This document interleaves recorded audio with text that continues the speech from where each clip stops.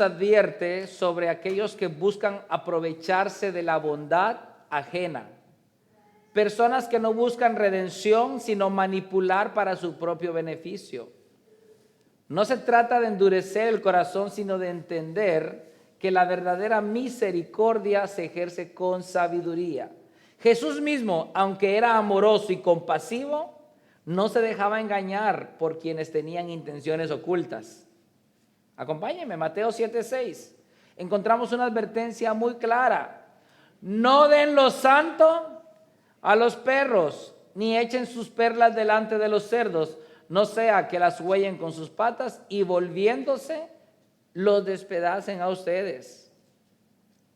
Este versículo no es una invitación al desprecio, sino un llamado al discernimiento, hermanos. No todas las personas están listas para recibir la ayuda que ofrecemos. Algunos de hecho la convierten en un arma contra nosotros. Pero ¿cómo saber cuando estamos ayudando a alguien genuino y cuando estamos cayendo en una trampa de manipulación? La respuesta la encontramos en la palabra de Dios. Así que vamos al primer punto. Debemos ser generosos, pero con discernimiento. ¿A qué nos llama a ser Dios? Proverbios 11:25. El alma generosa será prosperada, y el que riega será también regado. Muchos dicen, es que yo no puedo ser malo, dice así, y yo soy muy bondadoso, yo tengo corazón de pollo, dicen algunos por ahí. Bueno, te van a hacer fajitas si continúas con esa actitud. Ten cuidado. Dios nos llama a ser generosos. Es bueno ser generosos. Es parte de la naturaleza de un verdadero creyente, hijo de Dios. Pero también Dios nos llama a ser prudentes. Mateo 10:16. Miren, yo los envío como ovejas en medio de lobos. Por tanto, sean astutos como las serpientes e inocentes como las palomas. ¿Te das cuenta? Dios no te llama que tú debes de ser ingenuo, que si 100 personas vienen a pedirte ayuda, a los 100 tienes que ayudar. Eso se llama ingenuidad. Tú tienes que ser astuto, prudente. No toda ayuda es sabiduría. A veces es imprudencia. Proverbios 14:7. Apártate de la presencia del necio, porque en él no discernirás palabra de conocimiento. Nuevamente nos advierte. Debemos apartarnos de esas personas que la Biblia los llama necios. Así que conoceremos esos 7 tipos de personas que la Biblia nos advierte no ayudar indiscriminadamente. Ojo, no es el pastor Ramírez el que te está poniendo estas cláusulas, es la palabra de Dios la que nos está diciendo, a esa persona no la ayudes. Sé que es un poquito pesado este tema, ¿verdad? Decir no ayude como que suena contradictorio, ¿verdad? Pero la palabra de Dios nos enseña, hermanos, y debemos ser fieles a ella. El primer personaje que tú no debes ayudar es el manipulador.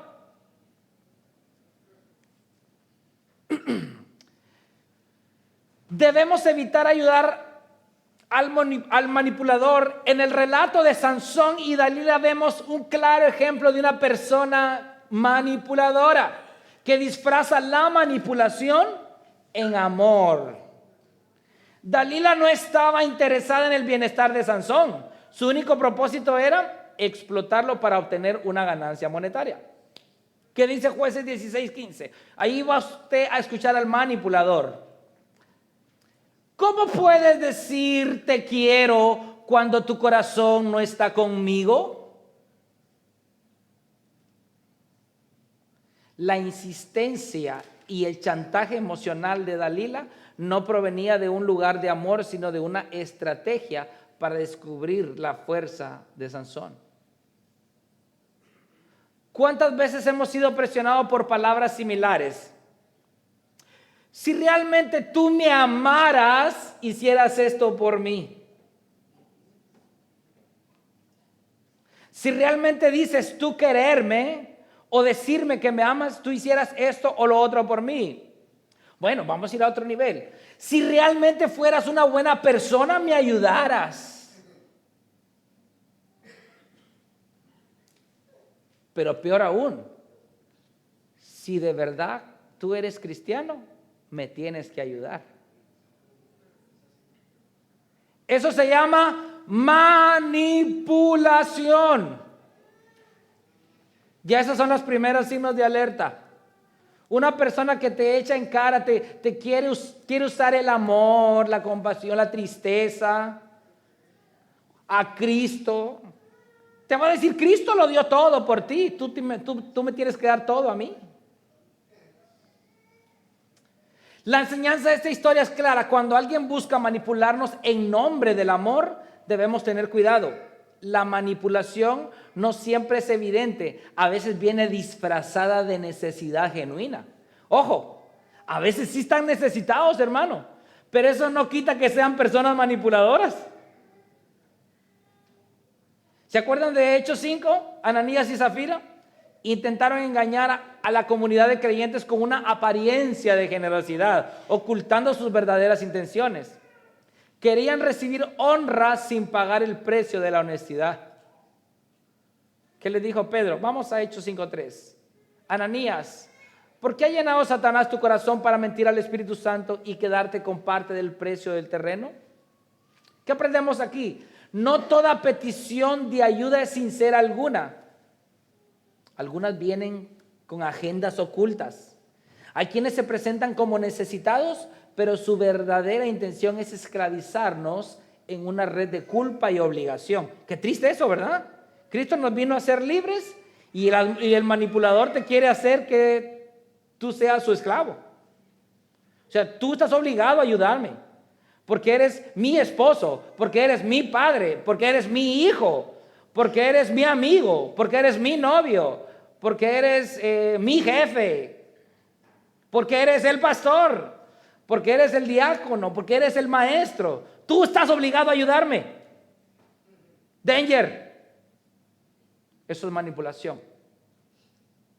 Hermanos, este sermón de hoy nos va a ayudar a que aprendamos a discernir a ese tipo de personas y no te sientas mal decirle no a esas personas, porque tienes el permiso de Dios.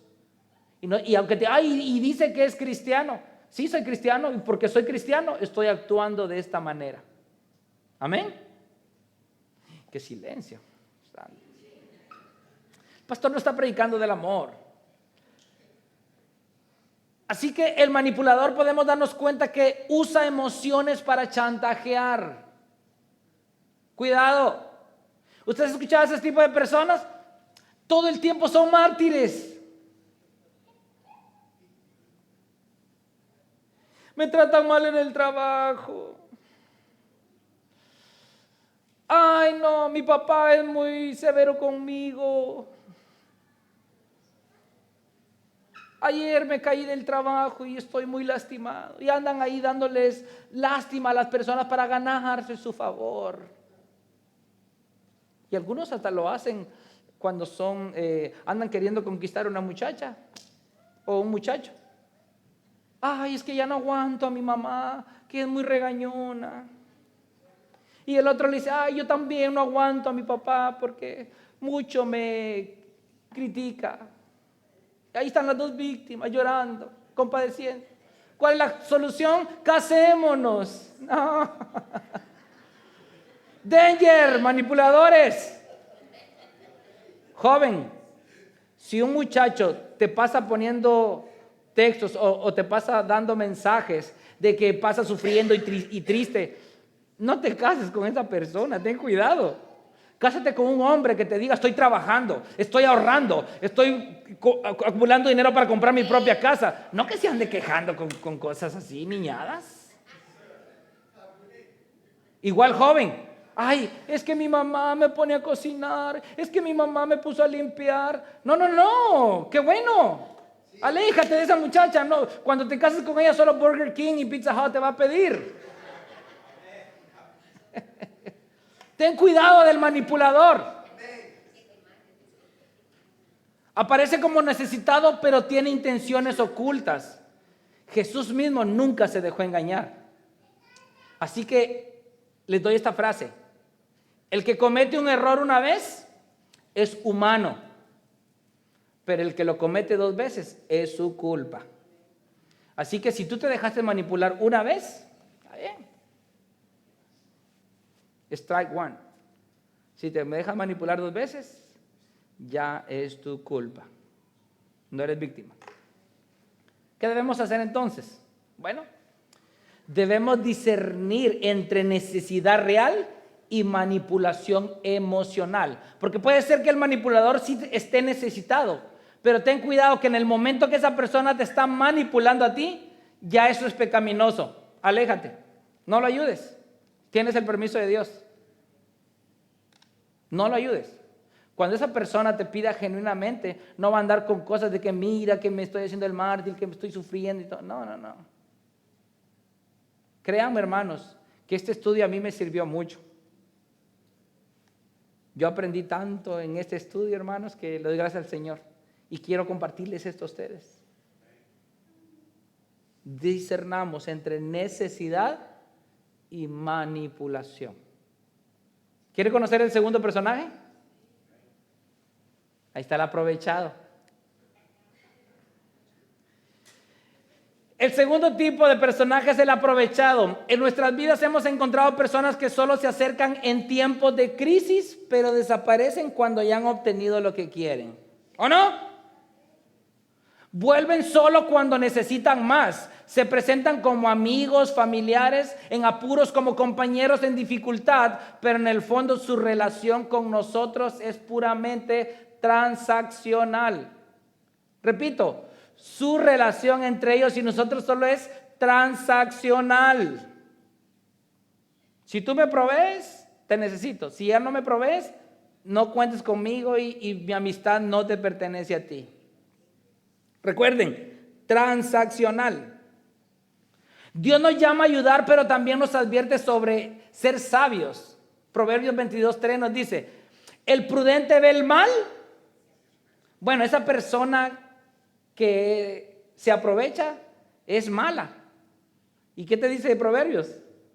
El prudente ve el mal y se esconde, pero los simples y son castigados.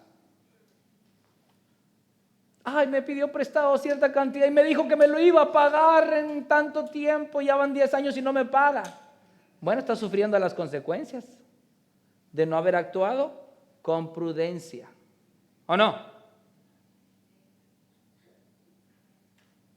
¿Por qué tanto silencio, hermanos?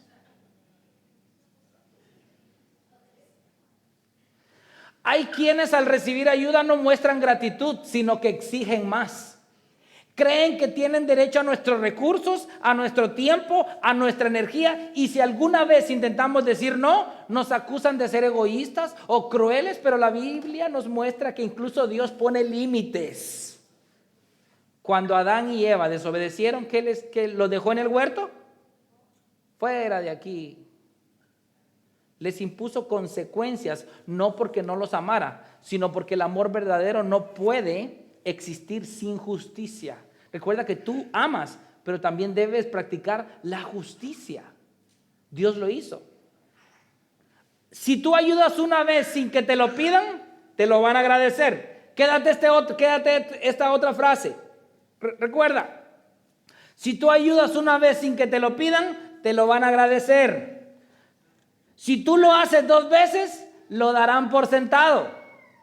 Pero si tú lo haces 3 veces o más, ellos pensarán que es tu obligación ayudarlos.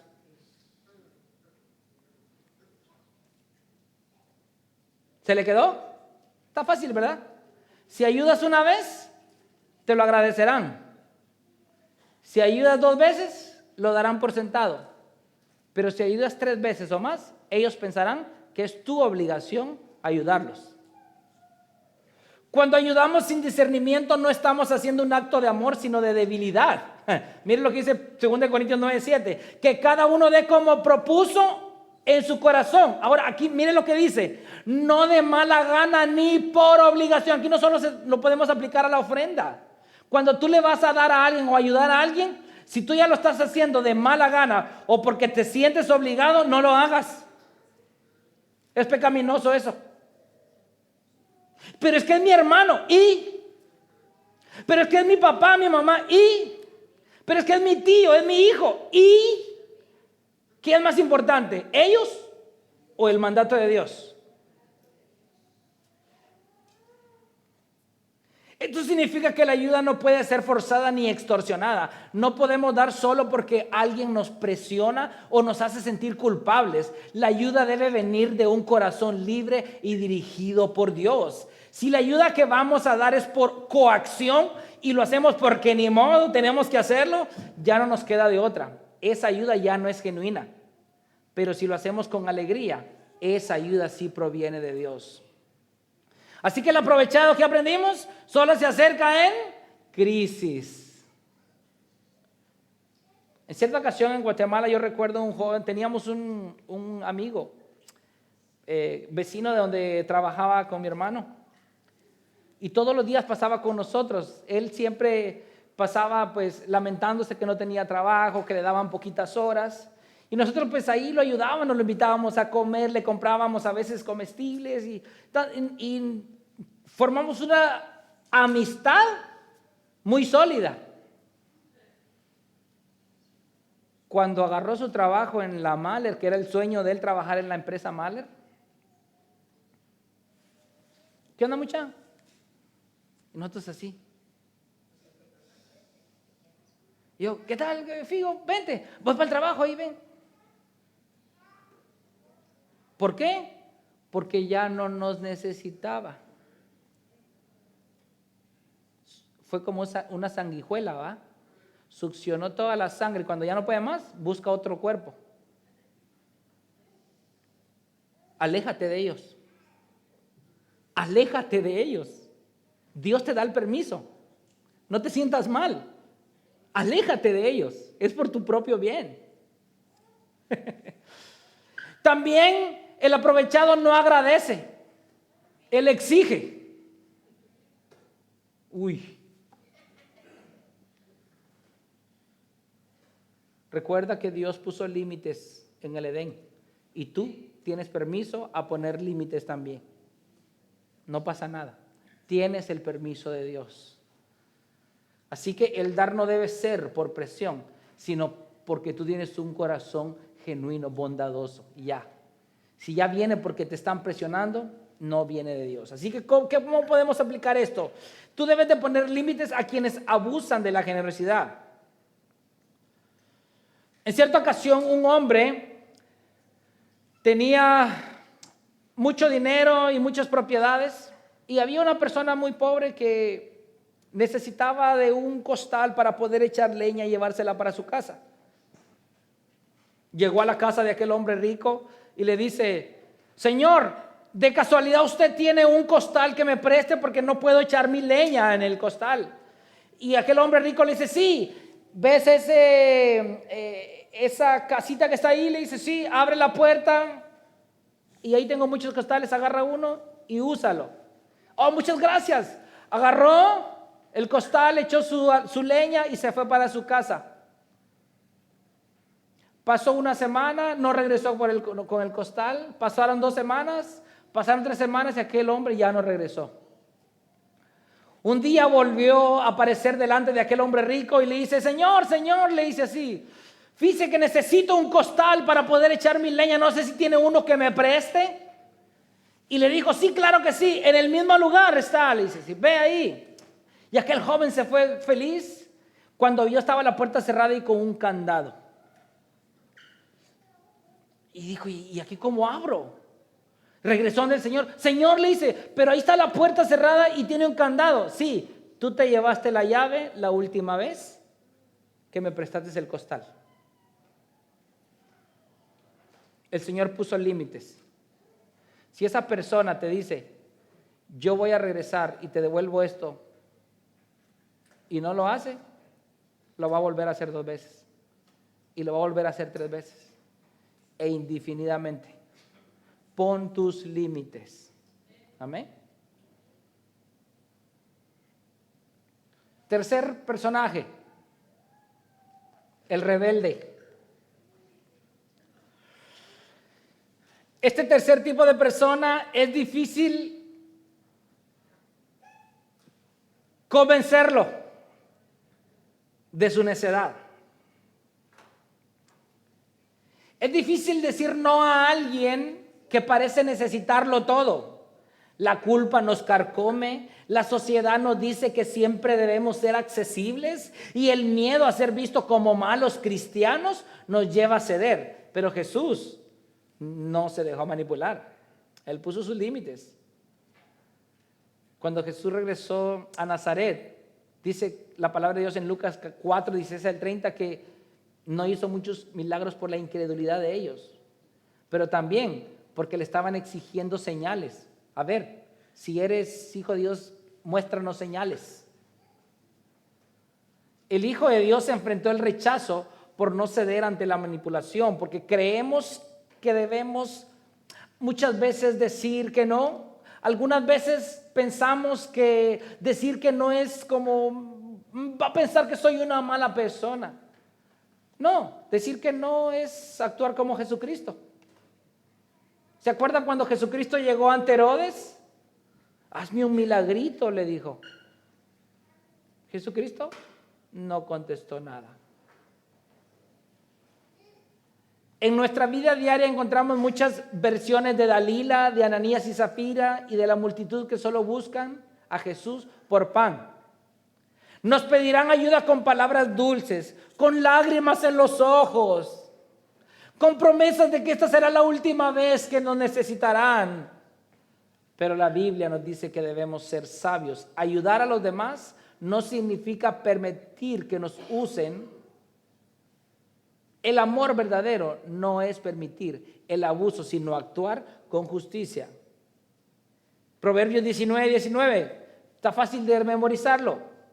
Los que pierden los estribos con facilidad tendrán que sufrir las consecuencias. Si los proteges de ellas una vez, tendrás que volver a hacerlo.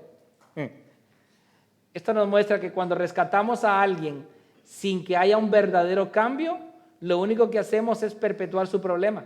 ¿Se da cuenta usted de la situación? Dios nos llama a ayudar, pero también nos da sabiduría para discernir cuándo nuestra ayuda realmente está sanando y cuándo solo está alimentando una conducta destructiva. Cuando nos enfrentamos a una situación en la que alguien pide ayuda, especialmente cuando te agarran desapercibido, debemos hacer una pausa y orar y preguntarnos a Dios si esta es una oportunidad para bendecir o si es una trampa disfrazada de necesidad. Recuerda, la Biblia nos llama a no ser ingenuos, sino a ser astutos como las serpientes. Así que el rebelde, recuerda, no acepta corrección. Exige ayuda como un derecho. Es tu obligación ayudarme. Ese es un rebelde. Como aquellos hijos que no quieren trabajar, ¿verdad? Y le dicen a los padres, si yo no pedí nacer, tú me tienes que mantener a mí. ¿What? Rebeldes. Jesús enfrentó rechazo por no ceder. No debemos perpetuar el pecado rescatando al que no quiere cambiar. ¿Usted les ha pasado muchas veces de que hay personas que son borrachitos y usted los aconseja y dice, vente aquí, mejor comamos algo, tómate una agüita? Y mientras está contigo como que pues sí, va, está reformado aquel hombre. Nomás tú te vas y regresa al alcohol otra vez, va. Ok, a ese tipo de personas es lo que la palabra de Dios dice, no, este es un rebelde. Tú te das cuenta que lo ayudaste una vez y cayó en el mismo pecado, rebelde. Lo ayudaste otra vez, cayó en el mismo pecado, rebelde. Ya, stop, pon tu lidia. Se acabó. Lo que tú estás haciendo es ayudarlo a que él continúe pecando más. Entonces, en lugar de estar del lado de Jesucristo, ¿del lado de quién estás? Porque Satanás es el que se encarga de poner trampas para que nosotros pequemos contra Dios, ¿verdad? Y si tú estás poniendo trampas para, bueno, no trampas, sino que tú estás alimentando el pecado de una persona, entonces tú no estás del lado de Cristo. Estás del lado del enemigo. Mucho silencio, hermanos. Cuarto personaje que debemos evitar o no ayudar, el necio.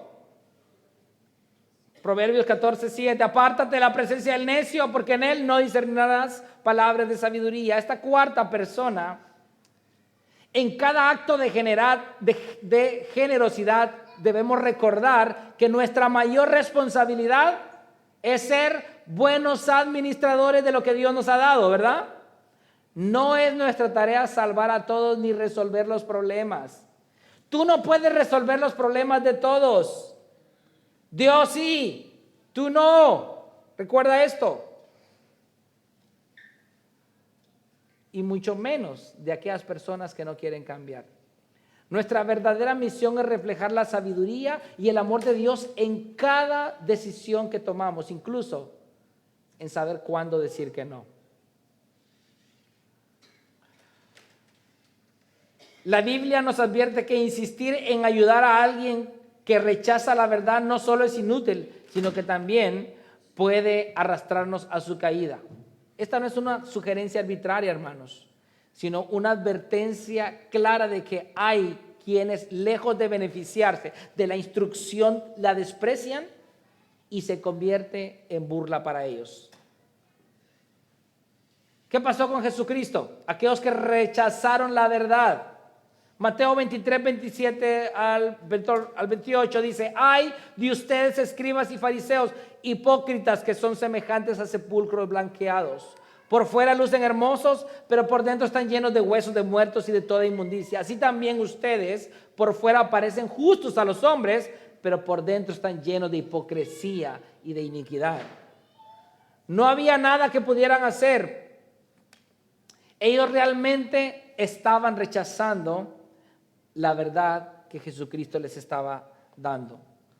Dios nos muestra que el problema no está en la falta de oportunidad para recibir ayuda, sino en la actitud del corazón. El sabio valora la corrección, pero el necio, ¿qué hace? La rechaza y responde con desprecio. ¿Qué dice Proverbios 9, 7 al 8? El que instruye al insolente atrae sobre sí deshonra, y el que reprende al impío recibe insultos. No reprendas al insolente para que no te aborrezca. Reprende al sabio y te amará. Así que este personaje necio, que por cierto ya lo desglosamos un poco en el primer sermón de Proverbios, rechaza la sabiduría y desprecia la corrección. No le gusta ser corregido. Y si tú le enseñas la corrección con la palabra de Dios, rechina los dientes. Es necio. No ayudes a esa persona. Como dice el dicho, no hay peor ciego que el que no quiere ver, ¿va?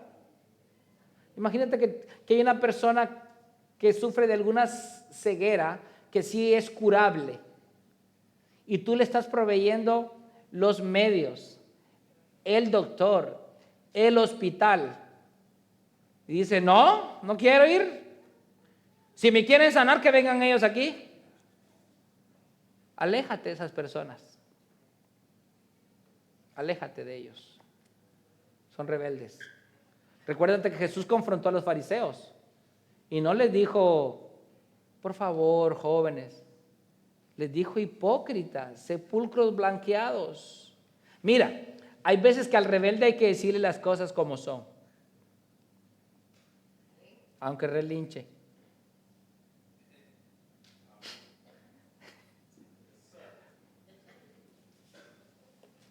¿Tú crees que los fariseos amaron a Jesús después de que les dijo sepulcros blanqueados? Lo odiaron más. Pero la pregunta aquí es: ¿tenía razón Jesús?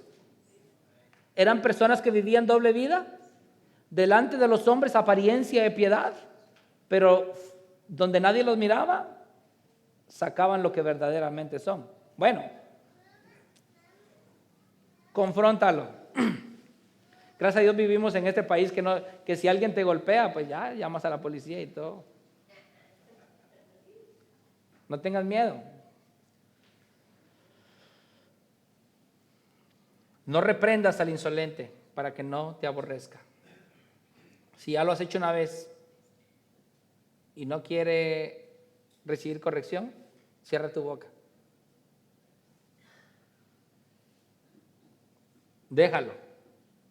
Como aquella persona que accidentalmente se bañó de gasolina y adelante hay un incendio y tú le dices, no te acerques, quítate esa ropa y báñate y ya puedes pasar por ahí. ¿Y qué te dice? ¿Usted quién es para meterse en mi vida? Bueno, hay que sufra las consecuencias. Ya no le digas nada. Déjalo que sufra las consecuencias de su propio caminar. Así que, ¿qué debemos hacer? Invierte tu tiempo y recursos en quienes valoran la verdad. Invierte tu dinero en aquellos que valoran la verdad de la palabra de Dios. Invítalos a comer, cómprales un libro, planifica un estudio bíblico con ellos. Ellos lo valorarán, no así los necios. Ellos lo que menos quieren es estar hablando de las cosas de Dios. Para ellos tiene más importancia la moda, los videojuegos, el deporte, el trabajo, el dinero, etc. Háblales de todo eso y te amarán. Háblales de la palabra de Dios y te aborrecerán. Así funciona.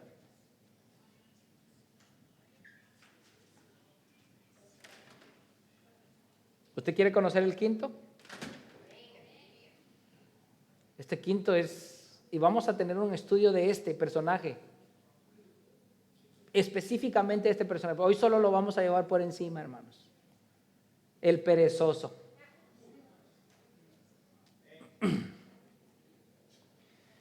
El quinto tipo de persona es el perezoso. Desde el principio Dios estableció el trabajo como una parte fundamental de la vida del ser humano. Hermanos, en la eternidad vamos a trabajar.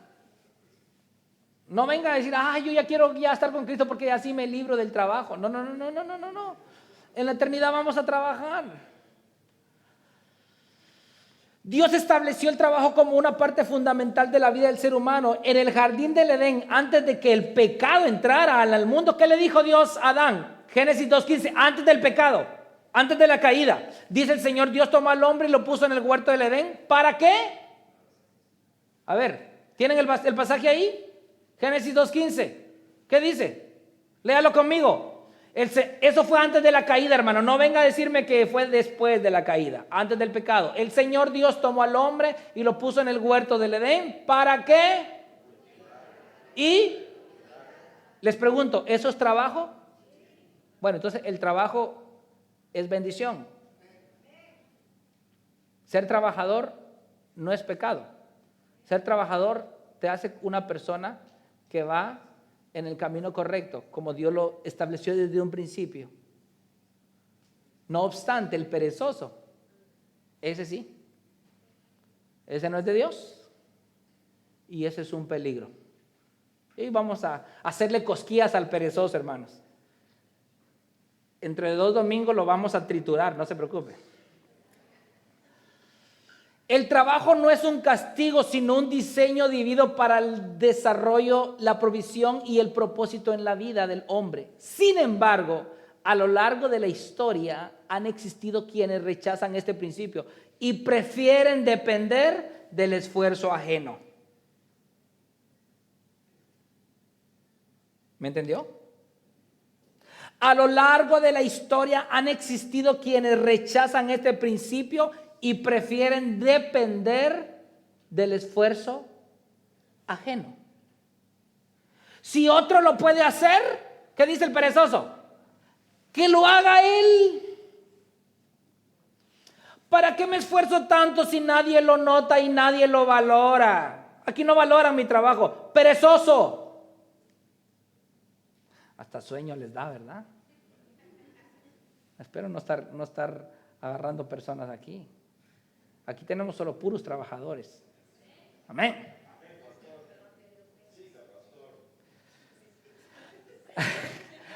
Así que se quede. No hay que complicarse la vida. Pero son 4 tornillos los que llevan. Ya con 2, así que se queden. No importa. No lo van a notar. Encima de eso va el chirroc, ni se va a dar cuenta el dueño. Eso le toca a otro, no a mí. ¿Qué dice aquel? El que dice el perezoso. A mí me contrataron para apretar tornillos, no para levantar esa bolsa que está ahí tirada. Perezoso. ¿Y sabes qué va a pasar? Esa misma bolsa va a ser tu tropiezo y te va a caer la escalera encima por no levantar eso por lo cual no te contrataron a ti. Es mucho esfuerzo para tan poca paga y recompensa. Como aquellos 4 personajes que el Señor dio en aquella parábola, ¿verdad? Los que contrató a las 6 de la mañana, los que contrató a las 9 de la mañana, los que contrató a mediodía, los que contrató a las 3 de la tarde y otros que contrató a las 5 de la tarde. Y los que contrató a las 6 de la mañana, cuando iban a recibir el pago, dijeron, este nos va a dar un gran dineral porque aquellos que trabajaron de 5 a 6 les dio un denario. Entonces nosotros vamos a recibir que esos unos 10 denarios porque nos esforzamos todo el día. ¿Y qué les hizo el Señor? ¿Cuánto les dio? Un denario a los de las 3 de la tarde, un denario a los del mediodía, un denario de las 9 de la mañana y un denario al de las 6 de la mañana. No hay que ser perezosos.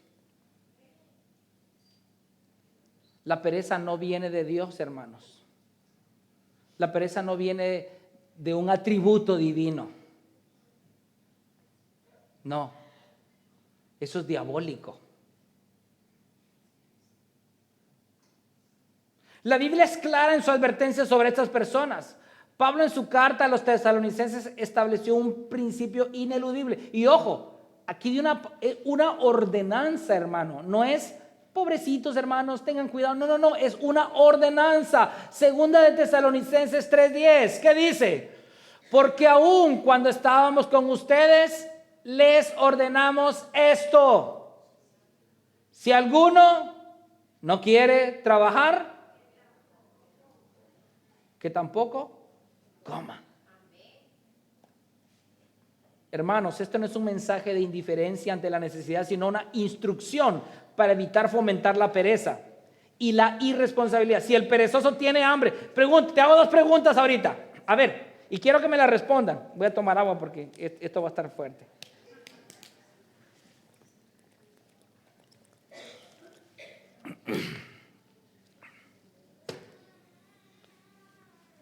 Espero que usted esté aprendiendo como yo he aprendido mucho. Te hago 2 preguntas. Si el perezoso tiene hambre, ¿le vas a dar de comer? Repito, si el perezoso tiene hambre, ¿le vas a dar de comer? Para los que dijeron sí en el corazón, entonces tú eres más bondadoso que Dios. Porque Él en su palabra nos demanda apartarnos de ese tipo de personas. Está como aquel hombre, ¿verdad, hermanos? El hombre más perezoso del mundo. Andaban buscando a quién era el más perezoso de todos y fueron a una ciudad determinada que supuestamente ahí vivía el hombre más perezoso del mundo. Y le dijeron, Señor, ¿es cierto que usted es el hombre más perezoso del mundo? Así dicen, dice así. Pero el hombre estaba acostado sin hacer nada, ni se levantaba, no quería. Ni siquiera se paró para saludarlos, acostado, así acostado. Pero cuéntenos, ¿por qué es tan perezoso? Y el hombre se puso la sábana en la cara y dijo, ay, más al rato les cuento. Y le dice, Señor, le dice, pero estamos dando un premio de $2,000 para encontrar a esa persona más perezosa. Necesitamos hablar con usted. Ustedes me están estorbando el sueño, dijo así. Aquellos hombres se dieron cuenta que en efecto ese era el hombre más perezoso del mundo. Dijeron, Señor, ¿sabe qué? Hoy nos acabamos de dar cuenta que usted es la persona más perezosa del mundo. Usted ha sido acreedora de $2,000 en efectivo. Téngale. ¿Será que me los puede echar aquí en la bolsa, por favor? Así es el perezoso. Sus manos no quieren hacer esto, miren. Y les cuesta hacer esto. Y dicen, todavía me lo tengo que llevar a la boca.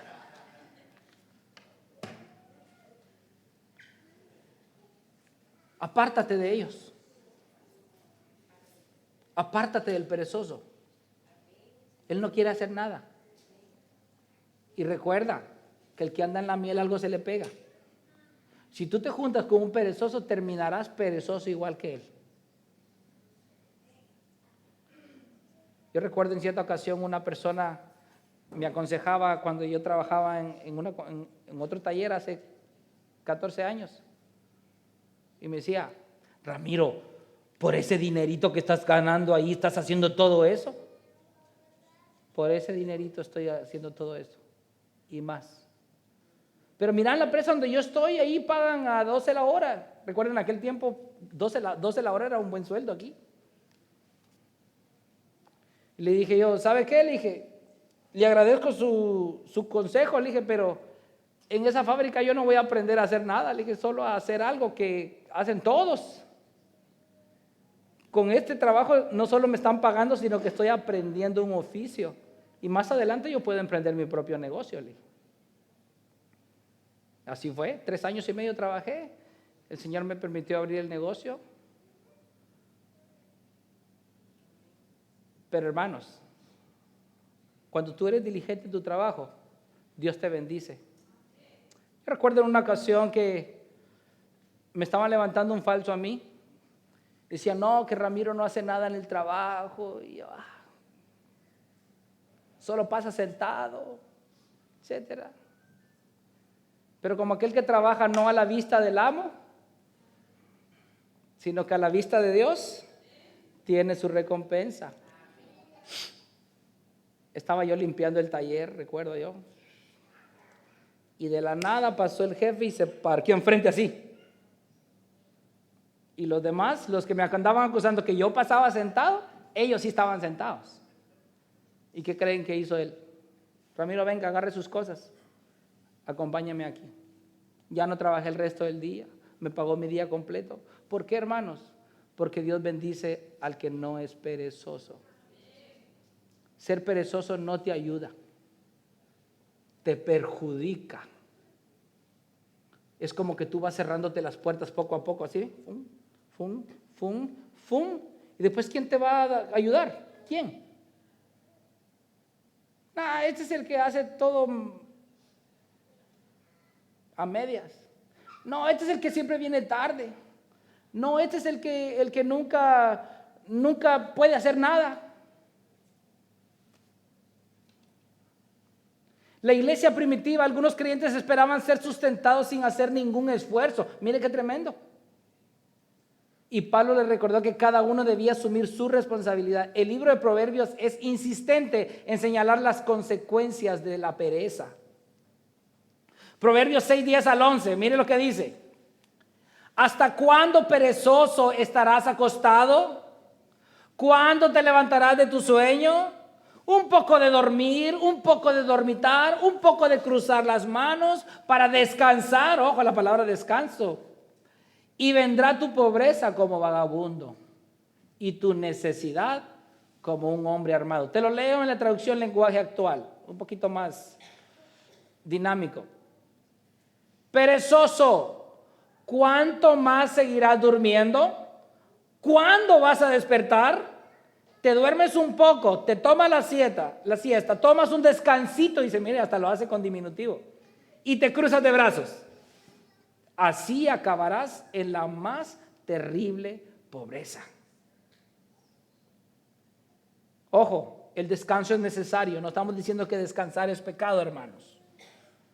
Pero cuando se convierte en un estilo de vida basado en la evasión del esfuerzo, las consecuencias son inevitables. Jesús en la parábola de los talentos mostró la diferencia entre aquellos que administraban bien lo que recibían y quienes lo desprecian por negligente.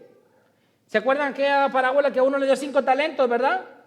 Y dice que ese hombre trabajó e hizo ¿cuántos talentos más? Otros 5 más, ¿va? Luego le dio otros 2 talentos a otra persona. Esa persona negoció y ¿cuántos talentos más hizo? Otros 2. Y luego le dio un talento a uno y esa persona ¿qué hizo? Lo enterró y no hizo nada. Es que esa es la consecuencia del perezoso. ¿Y qué hiciste? Nada. Wow. Se te cayó la casa. ¿Y qué hiciste? Nada. Se te está arruinando esta otra cosa. ¿Y qué estás haciendo? Nada. No hace nada. Y hacer nada no ayuda. Miren lo que dice ahí en Mateo 25:26. ¿Qué le dice el Señor a esa persona que agarró el talento y lo guardó y simplemente pues, no quiso esforzarse? Porque los otros dos sí negociaron y salieron a vender y todo y multiplicaron las ganancias al doble. Pero ¿qué dice de ese hombre, el que guardó el talento? Mateo 25:26. El Señor de la parábola le dice al siervo que no hizo nada con el talento que recibió: siervo malo y perezoso. Así le dijo: siervo malo y perezoso. No hubo excusas ni justificaciones para su inacción. Mientras los otros habían trabajado y multiplicado lo que les fue dado, él eligió enterrarlo temeroso y sin deseo de esforzarse. Ojo, porque no solo le dijo siervo malo, porque el Señor sabía que el talento para multiplicarlo había que trabajar. ¿Pero qué hizo el hombre? Lo escondió. O sea que fue un perezoso. Sin deseo de esforzarse. Su castigo no fue solo la pérdida del talento, sino la separación del favor de su Señor. Cierta ocasión yo recuerdo que allá en Guatemala donde vivía, donde trabajábamos con mi papá, todos los días pasaba una señora pidiendo dinero. Todos los días: mire que me falta esto y no tendrá un quetzal. Para los que no son guatemaltecos, un quetzal es como decir $1 en Guatemala. Ok, tendrá un quetzal que me regale. Y algunos pues le daban su quetzalito ahí, otros aquí 5 quetzales, se iba. Todos los días. Hasta que un día mi papá le dice: yo le doy más, le dijo así, pero necesito que me limpie aquí, mire, tengo sucio. Y le responde ella: es que yo no ando buscando trabajo.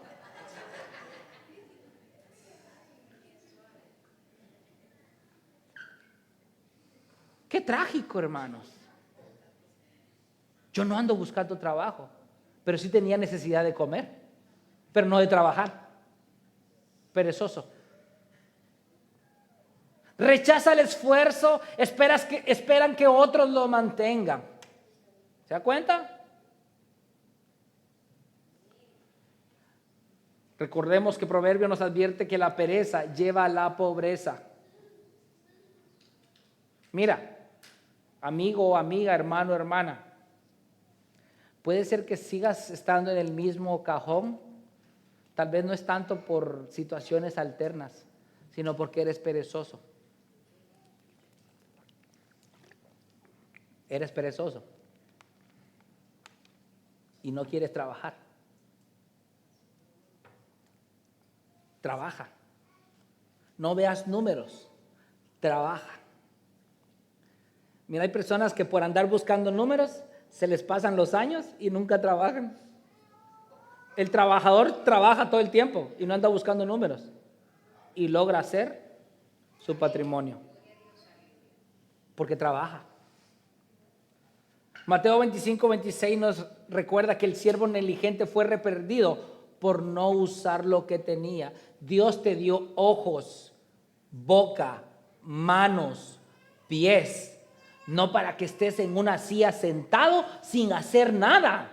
Usa tus pies para el trabajo, usa tus manos para el trabajo, que cuando regreses a casa digas: wow, hoy trabajé, qué bendición, Dios me dio un día tan bendecido porque trabajé. Y no llegues quejándote que hoy me tocó hacer más de lo que me ponen siempre. No te quejes, dale gracias a Dios y trabaja. Eso tiene gran bendición a tu vida.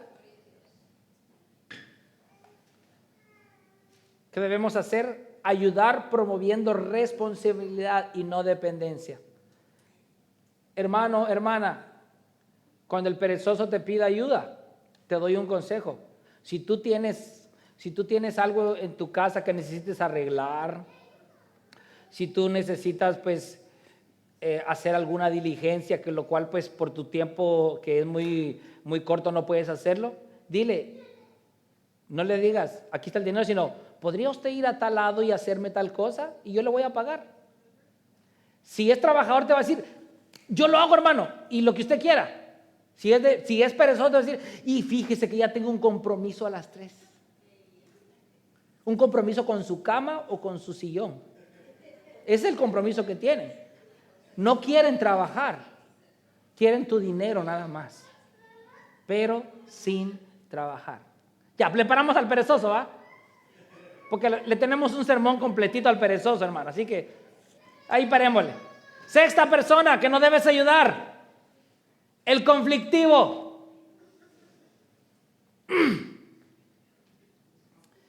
El sexto tipo de persona es el conflictivo. Desde el principio Dios estableció el orden como fundamento de su creación. Ojo, Dios estableció el orden como el fundamento de su creación.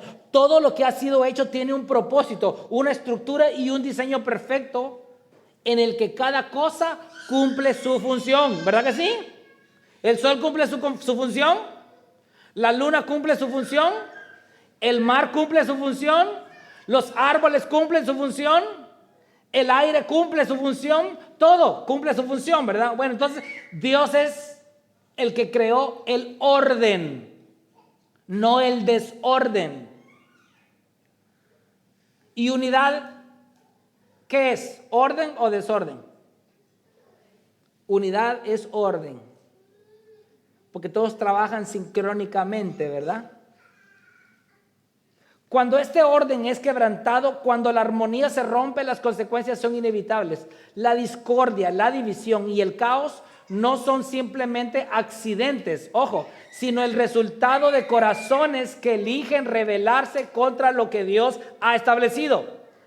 La Biblia nos advierte sobre aquellos que no solo viven en el conflicto, sino que lo provocan, lo alimentan y lo utilizan para sus propios fines. Leamos Proverbios 6, 16 al 19. Ojo lo que dice. 6 cosas hay que el Señor odia. Ahí está, Reina Valera lo pone aborrece, pero en el lenguaje original es odiar. Odia.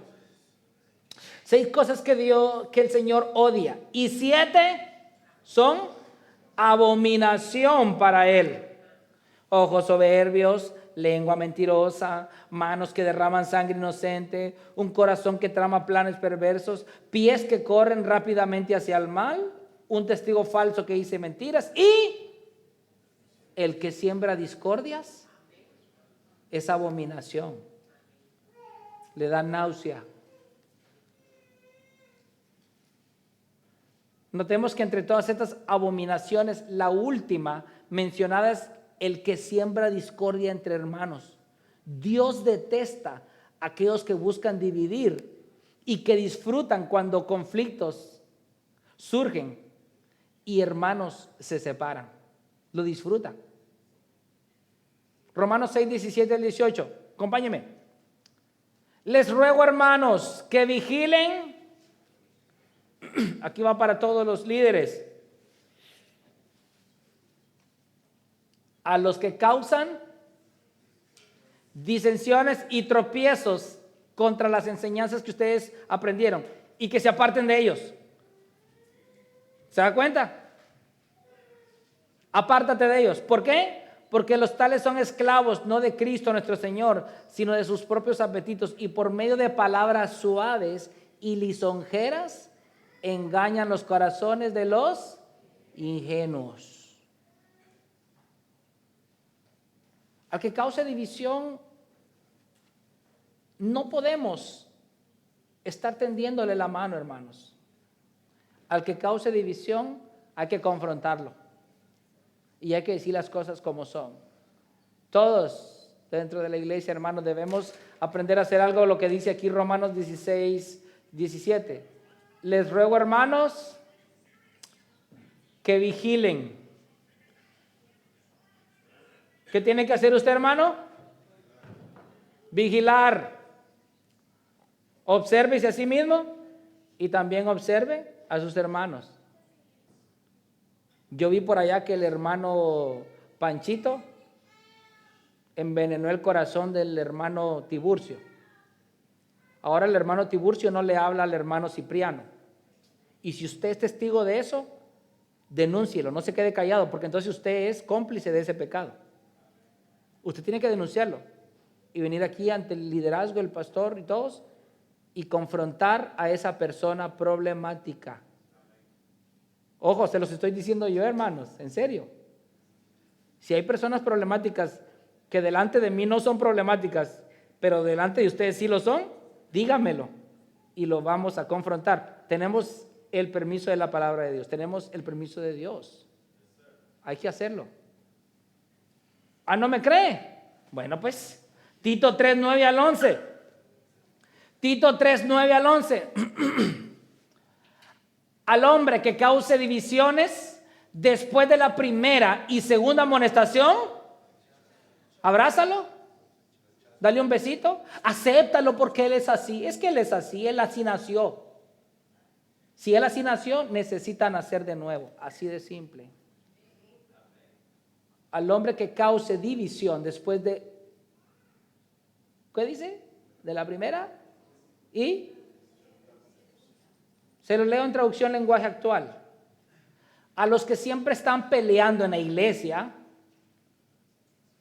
llámale la atención 1 o 2 veces. Si no te hacen caso, se los leo en la versión Dios habla hoy. Esa no está ahí en el programa, pero yo se la voy a leer. Es día gratis.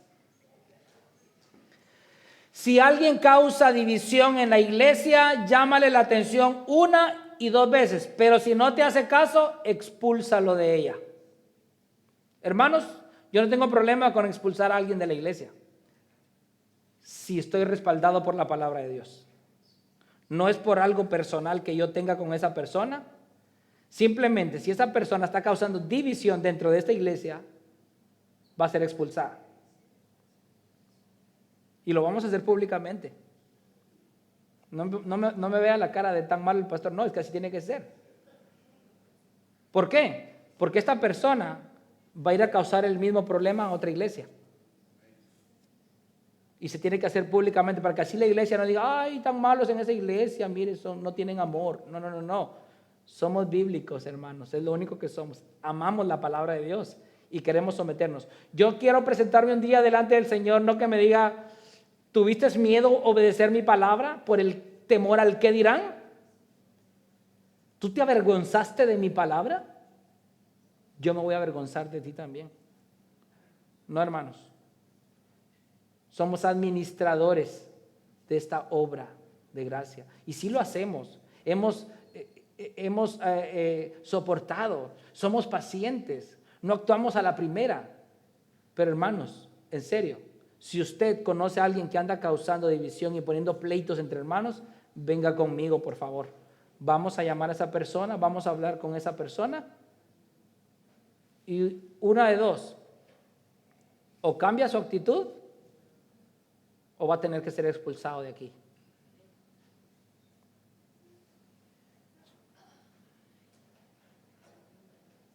Recuerda que el conflictivo siembra discordia y división. Eso no viene de Dios. Hay una frase que se repetía mucho en Guatemala. Dios vino para sumar y multiplicar, ¿verdad? Pero ¿qué es lo que únicamente que sabe hacer Satanás? Restar y dividir. Dios abomina la división. Ojo, la abomina. Y yo la abomino también. Miren, hermanos, cuando yo los veo a ustedes que están juntitos comiendo, aunque no esté yo con ustedes, para mí es un gozo ver los que comparten entre ustedes un pan, una pizza, un café. No tengan pena de no invitarme a mí. Yo verlos a ustedes juntos para mí es un deleite. Pero el que yo con este sí, con este no y que aquí y allá, eso no, hermanos. Eso se tiene que arreglar. Eso no trae bendición para la iglesia. Tú tienes que sentir la misma confianza. Hermano Alex tiene que sentir la misma confianza con hermano Alonso, con hermano Jorge, con hermano Josué, con el hermano David, etcétera, etcétera. Yo tengo la misma confianza con ustedes. Yo los he visitado y pues platicamos y reímos y todo y no pasa nada. Ustedes tienen que hacer así entre ustedes. Cuando hermana Araceli llegue a la casa de hermana Gris, ¡ay, qué alegría que viene hermana Araceli! Platiquemos, hermana, le invita aquí unos paches. Y cuando hermana Ethel llegue a la casa de ¿quién más? De hermana Angie, ¡ay, hermana Ethel, venga, que aquí tengo unos chiles rellenos para compartir con ustedes!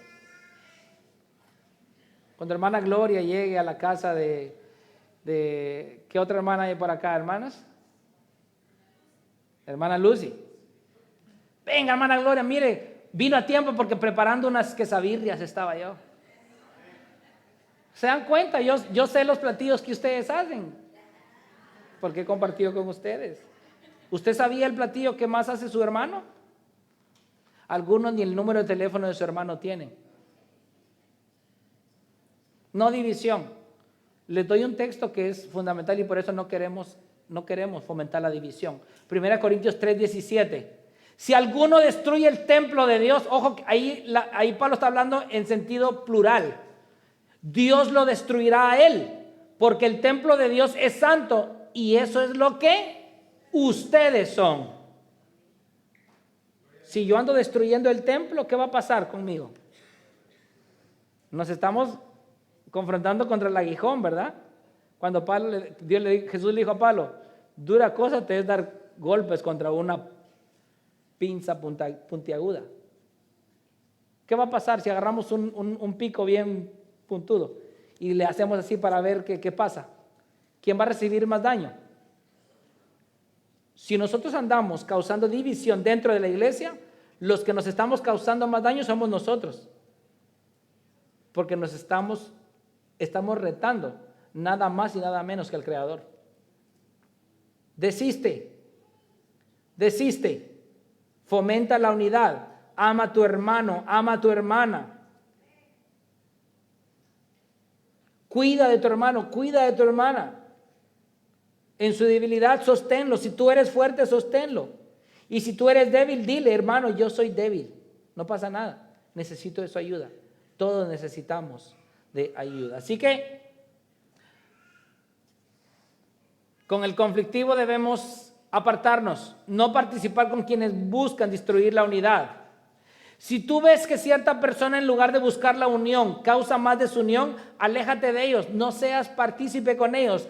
Terminarás odiando a personas que no te han hecho nada a ti, y tal acción Dios la aborrece rotundamente. Denúncialo ante tu pastor o líderes inmediatos para llamarle la atención y esperar en Dios que ese tipo de persona desista de esa vida pecaminosa que lleva. Porque ojo, es una vida pecaminosa la que lleva.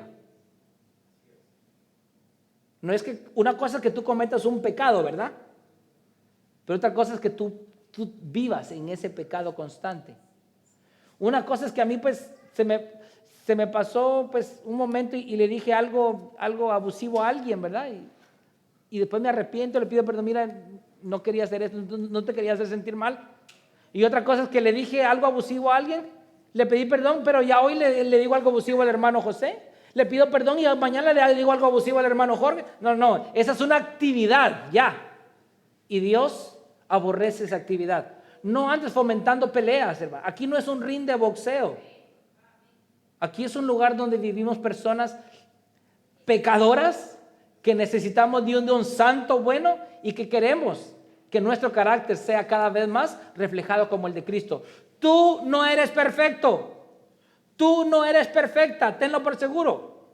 Si yo hago una lista de ti y te pongo aquí enfrente y les digo, hermanos, cuéntenme todas las imperfecciones de este hermano, la lista no se va a acabar, tenemos que terminar el otro domingo. Y cuando pasemos a cada uno aquí enfrente, la lista va a ser igual, porque todos somos pecadores. Por eso estamos aquí, hermanos, para ya no seguir siendo ese tipo de personas que constantemente viven en ese tipo de pecado continuo. Necesitamos abandonar ese tipo de pecado. Último personaje, la idolatría o el idólatra. Este tipo de persona tiene un corazón donde nunca Dios tiene el primer lugar. Ojo, esto es peligroso. Recuerda que el corazón humano hay una tendencia natural a la idolatría, a poner en el lugar que solo le corresponde a Dios. La Biblia está llena de advertencias contra esta inclinación. El primer mandamiento es claro: no tendrás dioses ajenos delante de mí, ¿verdad? Ya lo dimos en la enseñanza de los 10 mandamientos. Sin embargo, a lo largo de la historia, el pueblo de Dios ha caído repetidamente en esta trampa. Primera de Juan 5:21, él concluye su libro con una frase tan monumental: hijos, aléjense de los ídolos. esta exhortación no solo es para evitar estatuas o imágenes, porque muchos dicen idólatra porque tiene imágenes ahí. No, no, no, no. Sino cualquier cosa que tome el lugar de Dios en nuestras vidas. Un ídolo puede ser una relación, una posesión, una ambición, incluso un ídolo puede ser hasta un ministerio. Mientras es pastor, él predica, él ora, él canta, le quitan el pastorado y ya no es nada. No es mundano, eso es idolatría. Apártate de esas personas. Cuando ayudamos a alguien que ha puesto su confianza en ídolos en lugar de Dios, corremos el riesgo de reforzar su idolatría. En lugar de dirigirlos hacia el único que puede satisfacer sus necesidades, podemos convertirnos en cómplices de su alejamiento de Dios. Recuerda lo que dice Isaías 42:8. Yo soy el Señor, ese es mi nombre. Mi gloria a otro, ni mi alabanza a imágenes talladas. Ayudar a alguien que está atrapado en la idolatría sin confrontar la raíz del problema es como dar agua a alguien que acaba de ingerir veneno. Puede que él sienta un alivio, ¿verdad? Pero ¿qué va a pasar? Va a terminar muerto. La verdadera ayuda implica guiarlos hacia la fuente de agua viva, hacia Jesucristo. ¿Qué dijo Cristo en Juan 14:14? Pero el que beba del agua que yo le daré no tendrá sed jamás, sino que el agua que yo le daré se convertirá en él una fuente de agua que brota para vida eterna. El idólatra reemplaza a Dios con cosas o personas.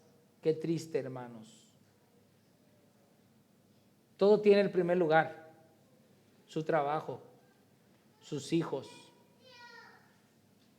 su esposa, su esposo, su casa, el deporte, sus ahorros. Eso es intocable. No me toquen esto porque ese es mi becerro de oro. Dios que se espere. Dios como quiera, pues si Él es dueño de todo, pues Él no me necesita. Ese es el idólatra. Y tú lo puedes distinguir, porque tú no eres un niño de 3 años que no sabe distinguir. Cuando tú veas una persona que lo de Dios es como secundario, como en terciario, que sí, pero a su tiempo, aléjate de él. Es un idólatra. Es un idólatra.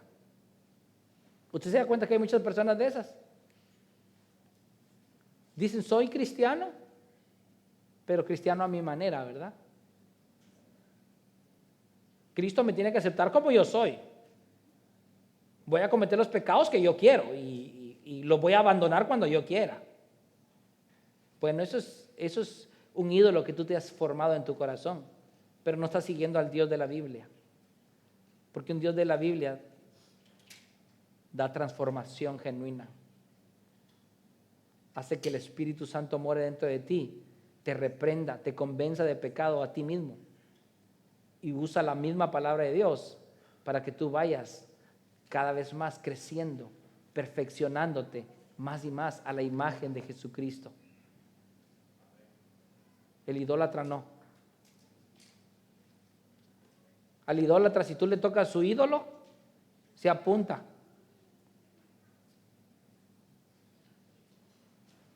¿Quieres saber un idólatra? Le voy a dar un ejemplo de uno. No es el que es trabajador, sino el que ama el dinero. Ojo, no es trabajador, ama el dinero. Le ofrecen un bono de $5,000 si trabaja de viernes a domingo por un mes, y él, la iglesia, sus privilegios, su responsabilidad con Dios pasa a segundo plano. ¿Y cómo va a ser el bono? ¿En efectivo o en cheque? Ese es un idólatra. Ese ama el dinero. El que ama a Cristo dice, no, yo tengo un compromiso con mi Señor. Pero te estoy dando tanto. Pero es que mi Señor vale más que eso. Pero mira, vas a perder esto. No voy a perder, voy a ganar. voy a ganar más. Porque mis tesoros, como dijo el Señor Jesús, no están aquí en la tierra. Mis tesoros están allá en el cielo. El idólatra no. El idólatra ve el símbolo de dólar y olvídate. ¿Ustedes han visto esos gatitos cuando juegan con esos láser rojos? ¿Qué hace el gatito cuando ve la luz roja? Lo quiere agarrar, ¿verdad? Así es el que ama el dinero. Satanás está apuntando con el símbolo de ahora para allá, ahora te me vas para acá, ahora te me vas para allá, ahora te mando para Carolina del Norte, ahora te mando para Tennessee, ahora te mando para acá, para Chattanooga, ahora te mando para Alabama. Y andamos ahí, como gatitos, tras el dinero. ¿Verdad? ¿Y Dios? En segundo plano. Cuidado, puedes estar cayendo en el pecado de la idolatría. Y Dios ha hablado hoy a tu vida.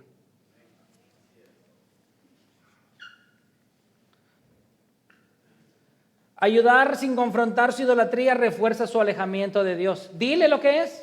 Vos, cuate, mi amigo, Francisco, Pancho, Paco, lo que tú quieras. Vos amás el dinero, vos no amás a Dios.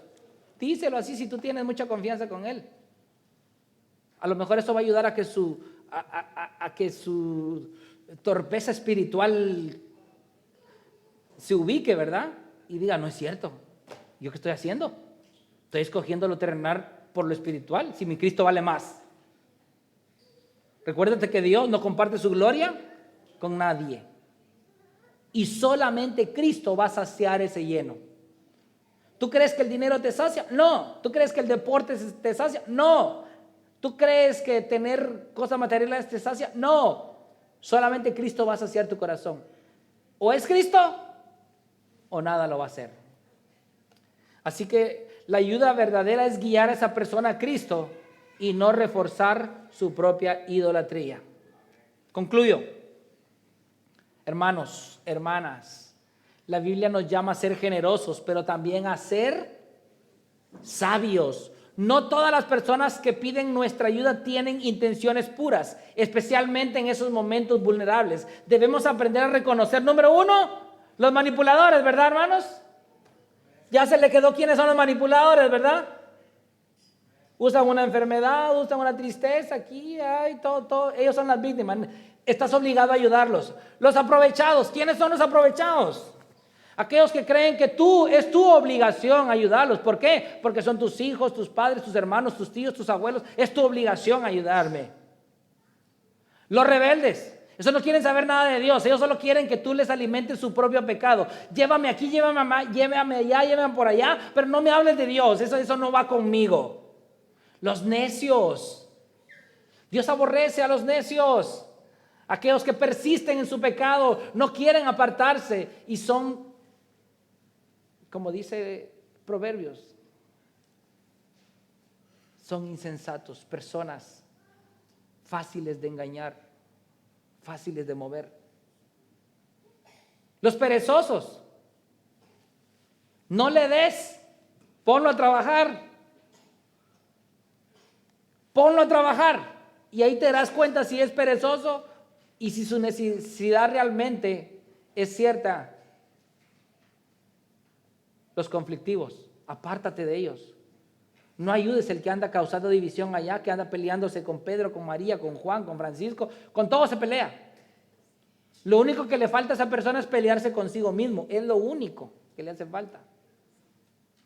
Y los idólatras, aquellos que todo tienen la preeminencia en su vida, menos Dios. No los ayudes a ellos. Hoy Dios te ha hablado a ti. No te sientas mal decirles que no.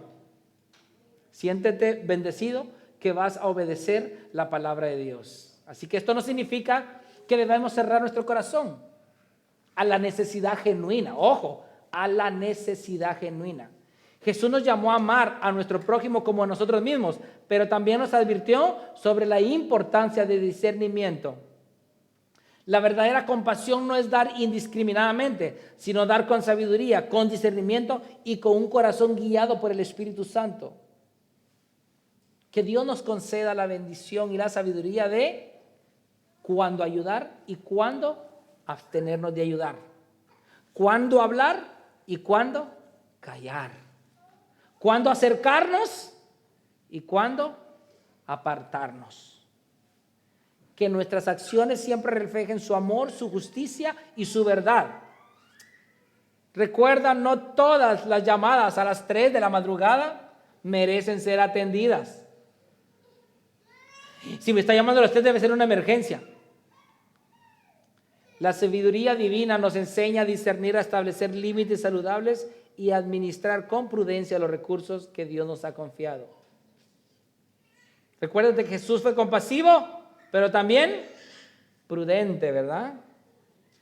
Ser prudentes como serpientes y sencillos como palomas. No toda ayuda es amor. También puede ser debilidad. Es que ¿qué va a decir mi mamá si no le ayudo a Pancho? Es que ¿qué va a decir mi hermano si no hago esto? ¿Qué va a decir? ¿Qué va a decir Dios? Es lo que importa. No ayudes a un holgazán. Ora y discierne antes de actuar. La generosidad piadosa es el carácter de Dios, no nuestras emociones. ¿Por qué no te preguntas esto? ¿Estoy ayudando por compasión o por culpa? ¿Por qué estás ayudando? ¿Realmente sientes compasión o te sientes culpable de no hacerlo? Segundo, ¿mi ayuda refleja la justicia de Dios o estoy alimentando el pecado? ¿Qué está haciendo tu ayuda? ¿Refleja la justicia de Dios o estás alimentando el pecado de una persona? 3. ¿Estoy siendo guiado por el Espíritu Santo o por emociones externas? Dios no nos ha llamado a ser tontos de corazón, sino siervos fieles con corazones sabios. Recuerda que la generosidad sin discernimiento no es virtud, es vulnerabilidad. Y en un mundo donde el engaño se disfraza de necesidad, ayudar sin sabiduría puede convertirse en complicidad con el pecado. No todo el que pide necesita, y no todo el que necesita está listo para recibir. Repito, no todo el que pide necesita, y no todo el que necesita está listo para recibir. Imagínate que un niño de 3 años necesite un artefacto plano para terminar de hacer su casita y ve que tú tienes un cuchillo muy filoso en tu mano y dice, eso lo necesito para terminar de hacer mi casita. ¿Le darías tú el cuchillo? No, ¿verdad? Se va a cortar. Igual, cuando tú ves que una persona, tu ayuda le va a alimentar su pecado, no le va a ayudar, le va a perjudicar. ¿A quién estás ayudando? ¿A un necesitado o a un manipulador disfrazado? ¿Estoy siendo la respuesta de Dios o estoy supliendo un deseo que Él quiere frustrar? Hermanos, si no estamos en comunión con el Espíritu, podemos terminar con el corazón agotado, el alma derramada y la voluntad de ayudar hecha a pedazos. No ayudes por presión, ayuda por dirección. No des por culpa, porque qué lástima, me da tristeza. No, da por convicción. Y si vas a abrir tu mano, asegúrate primero de haber abierto tu corazón a Dios para dar. Porque la generosidad glorifica a Cristo. No nace del impulso, sino de la obediencia. Así que, recuerda, no a los manipuladores, no a los aprovechados, no a los rebeldes, no a los necios, no a los perezosos, no a los conflictivos y no a los idólatras. Que el Señor derrame bendición en su palabra. Padre,